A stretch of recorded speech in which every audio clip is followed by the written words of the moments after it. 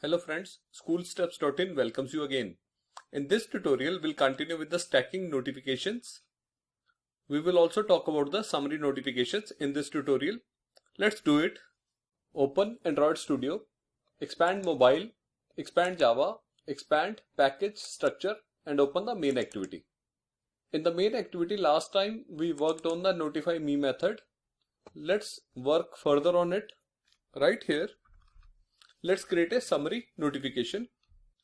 Let's copy the notification 2 and paste it right here. Let's call it summary notification. And let's pass this summary notification right here. So after doing this, right here, after setting the group, we need to say dot set group summary and we need to pass true. Right after that, we need to say dot set style and we need to pass style here. So let's create the object of style. Right here, just above the summary notification, we need to say notification compat dot inbox style is equal to new notification compat dot inbox style. Press enter and say dot add line. Right here we can pass sender 1. We have already created the sender 1 right here.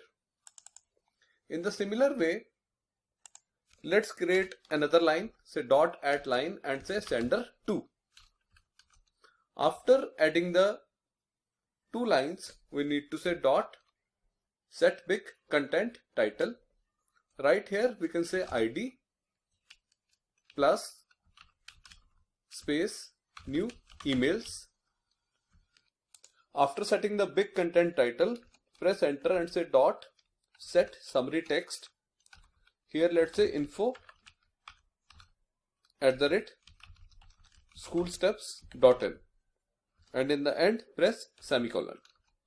Now this inbox style object we need to pass right here. One more quick thing we need to do is to copy this entire text and let's paste it inside the set content title. And in the similar way, let's copy the summary text and let's paste it inside the content text. So content title and content text, it appears on your cell phone device when the notification pops up at the time your cell phone is locked. This is the feature of the lollipop. So when your cell phone is locked and a notification appears on your cell phone, you will see content title and content text. On the contrary, if you unlock your cell phone and pull down the notifications, you will see big content and summary text. In our case, both are same. The next thing which we need to do is, after the notify method, we need to say ID is equal to 0. We are resetting the ID because it's a static variable and every time we run our program, it will keep increasing the count by 1. So we need to reset it. Let's run our program now. Here is the output of our program. Click on notify me button. It will give us a notification. Pull it down. Here, if you observe on the left hand side, we can see the large icon. Right here, we can see the small icon. 2 here is referring to ID. Schoolsteps.in is referring to the sender 1. Let's Android is referring to the sender 2. Info @schoolsteps.in, it is referring to the summary text. Further, if you observe, before we added the code for the summary notification, we were getting two different notifications. Now we are getting the summary for 3 reasons. One is, if you see right here, we are referring to the same group as the 2 notifications are. Second thing, we have set the group summary to true. And third thing, we have set the style of the summary notification. Now let's try the same thing in the Android Wear emulator. Let's see what the output is over there. Let's copy the changes which we have made here and let's paste it inside the main activity of the Android Wear project. Here is the output on the Wear emulator. Let's click on notify me button, drag it to the right and you will get the notification right here. Pull it up. If you see the output, there is no change. Even though we have added the code for the summary notification on the Android Wear emulator, it is still showing the stacking of notification. So we have run the same piece of code in Android Wear emulator as well as in the cell phone emulator, and output is different in both the emulators. So we have seen that same piece of code is giving different outputs on the Android Wear and cell phone devices. What is the benefit of this thing? To understand this, let's go back to our initial statements. In the previous tutorial, we discussed that displaying the summary notifications on the cell phone device is a good practice. We also discussed that displaying the summary notifications on the wearable devices is not very useful, and the solution to this problem is stacking the notifications. Now this leads to the question that is there a way that we can write only one program which displays notification summary on the cell phone and notification details on the Android Wear? The answer is yes, we have already achieved it. Even though we have made two programs, one for the mobile devices and another one for the Android wearable devices. But in our case, we actually needed only one application, and that is for the mobile devices. So why do we need only mobile application in this particular case? Generally, mobile applications and Android Wear applications, they go hand in hand.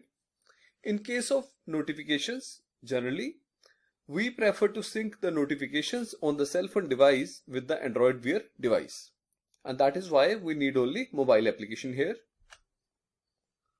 So why did we make two applications?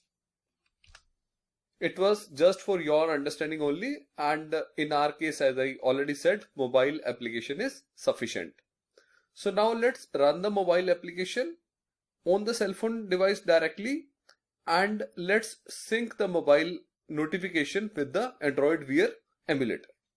So I'm gonna close the mobile emulator and I'm gonna install this application in my cell phone. I have already attached my cell phone on the USB port. Here is my device. Let's choose it and click OK. It will install the application on my cell phone. After installing the application on my cell phone, I need to sync my cell phone notifications with the Android Wear emulator. If you need to know in detail on how to achieve this, I would request you to go through our tutorial on sync cell phone notifications with the Android Wear emulator. Here is the output on the cell phone device. Let's click the Notify Me button on the cell phone. The moment we click the Notify Me button on the cell phone, it will give us a notification. It will also give us the notification on the Android Wear emulator. The reason being, both Android Wear emulator as well as the cell phone, they are in sync. Let's see the output of notification on the cell phone first, and then we'll see it on the Android Wear emulator. If you see the output on the cell phone, it is showing us the summary of the notifications. It is showing us 2 new emails. On the contrary, if we see the output on the Android Wear emulator, it is showing us the details of the notification, and the notifications are stacked. Let's click on +1 more and we can see the details of the notification. So this way we are getting all the details on the Android Wear emulator, and on the cell phone device we are just getting the summary. So in brief, when we run this program on the Android Wear devices, this particular piece of code gets executed on the Android Wear devices, and the code for the summary notification, it gets ignored. And on the contrary, when we run this program on the mobile devices, this particular piece of code executes and the code for the stacking notifications, which is right here, it gets ignored. One more difference, if you observe, is when we sync the notifications from our cell phone to the Android Wear emulator, the small icon, it's changed. Earlier it was in the shape of mail, now it is showing the default icon. And the simple reason for this is that now we are syncing the notifications from our cell phone to the Android Wear emulator. And right here the default icon is coming because this is the launcher of the application. We can solve this problem by changing the launcher of our application. There are multiple ways to change IC_launcher. One way is to delete all the copies with the name IC_launcher.png. Make a copy of mail.png and save it with the name IC_launcher.png. So that way you'll be able to change the default launcher. Another quick way is to open the Android manifest.xml, which is right here, and change the launcher directly here. Let's do this way. And rather than calling the IC_launcher, we are calling mail. Let's run our program. This is how the launcher will look once you install the application in your cell phone. Now I'm going to install the application in my cell phone and then I will sync it with the Android Wear emulator. Let's do it. So if you see, as we have changed the default launcher, so the small icon on the Android Wear emulator is coming as the mail icon. Friends, with this I take your leave. Thank you so much. Please like our page on facebook.com/letsandroid. If you have any query, do write us at info@schoolsteps.in or schoolstepsin@gmail.com. Thank you.